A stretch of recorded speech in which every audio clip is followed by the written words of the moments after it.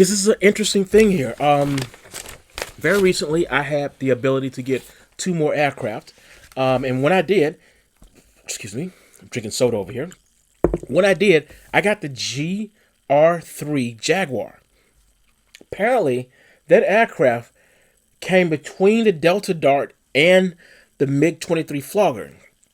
My sheet is telling me I should be talking about the MiG-23 Flogger, but I bought the GR3 out of sequence, and it's actually before. So let's talk about that now. I'm gonna have to do this on the fly. Let's take a quick look here. Gotta do this on the fly here. So this is right now in my possession.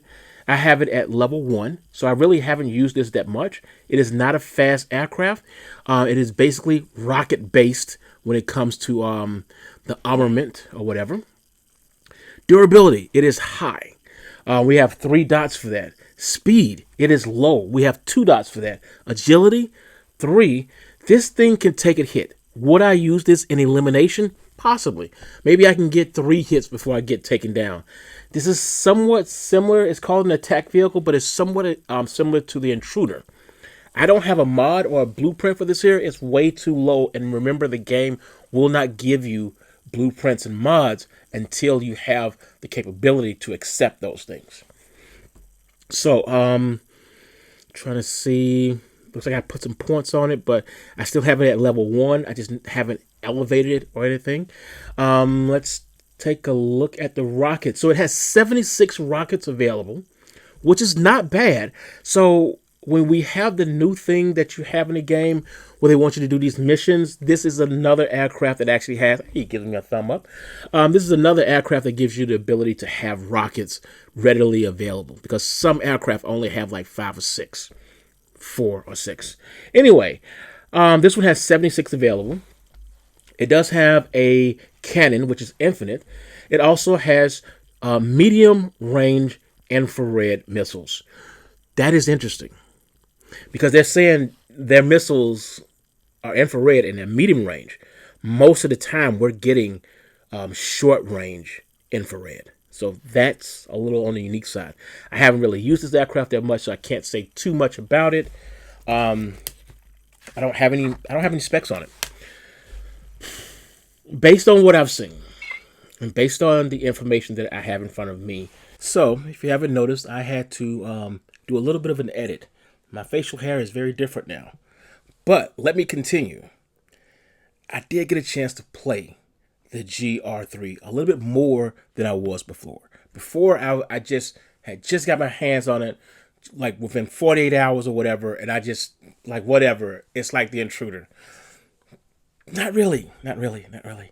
So, similar to the Intruder, the A6 Intruder, the GR3 Jaguar has armor plating.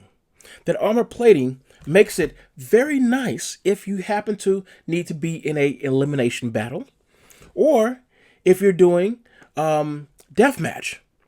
You will be a great person in a support role. In support, you're basically trying to make sure that your crew or group can basically take some hits, or maybe you're going to take some hits for that crew. It doesn't matter.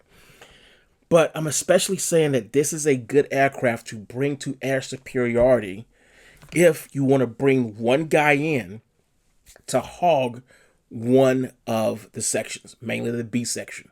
And it's going to be a great opportunity to just have that thing hovering over it, slow, whatever, very agile to move those guns. Remember, the guns are unlimited. So you have infinite rounds of ammo for the cannon, which is unlike the Intruder. Intruder, it has its limits. You can run out of ammo inside of the A6 Intruder. But this thing, you're always going to have ammo. You just got to cool down a little bit and keep on going and flying that big machine left and right. You got 76 rockets on you, which is not bad at all. I actually like that, especially if you're trying to do the quest, because sometimes they want you to knock out stuff with an unguided rocket. There you go. The other thing, there's a caveat to this here. Even though I say, yes, it's great for air superiority, except for Stone Forest. Again, Stone Forest is a bad idea for something so slow because it's going to take you so long to get from the start to one of the checkpoints. Each one of those 3 checkpoints, they're a great distance. The meat and potato of the freaking map is in the dead center. So for you to go out to A or C or vice versa, you're going to have a problem. That problem is you're going to have this huge open space. Nobody's there. Anybody with a mid-range missile or a long-range missile will basically decimate you. So at superiority, yes, but only if you're not playing Stone Forest. Stone Forest is just a bad idea. So the next one is the missiles. The infrared missiles at medium range. I don't think anybody else in the game has that. That makes it unique. That means that it can actually hit harder and better than the freaking frog foot. Okay? Because the frog foot, I think the frog foot is like short range. So you got to be up close and personal. It's going to hit better than the freaking MiG-29. Again, up close and personal. And the last thing, I'm going to just restate it one more time. Having the ability to have that unlimited cannon makes it better, in my opinion, than the Intruder. Because the Intruder, you can run out of all your ammo and just be flying around in a tank. But this thing, you're always going to have the cannon available for you to finish the fight. Yeah, I went Halo on you with that one there. That's the end of this video. Whoa. Before you leave, let's do a demo tape. People love the demo, I know. So let me show you what I can show you in the game. The only thing I can't do is I cannot show you exactly what the blueprint does. It's called Brace for Impact. I would love to show you, but I don't have that blueprint just yet. I'm still suppressing this aircraft to just level 1 for now. So excuse my awkward movements because I think my finger was wet or something like that. So the controls are a little bit off. In one moment, you're going to see me launch my first missile after someone shoots one past me. There we go. Someone shot one past me. And then, bingo. Boom. Got that one. This is actually a nice aircraft for what it does. And see how I'm able to agilely move over there. And I ran into the freaking wall. Now, I know the game is unrealistic, but notice that I took a lot of damage there. Any other aircraft, I would have been out of the game. But here, I'm still ticking a little bit.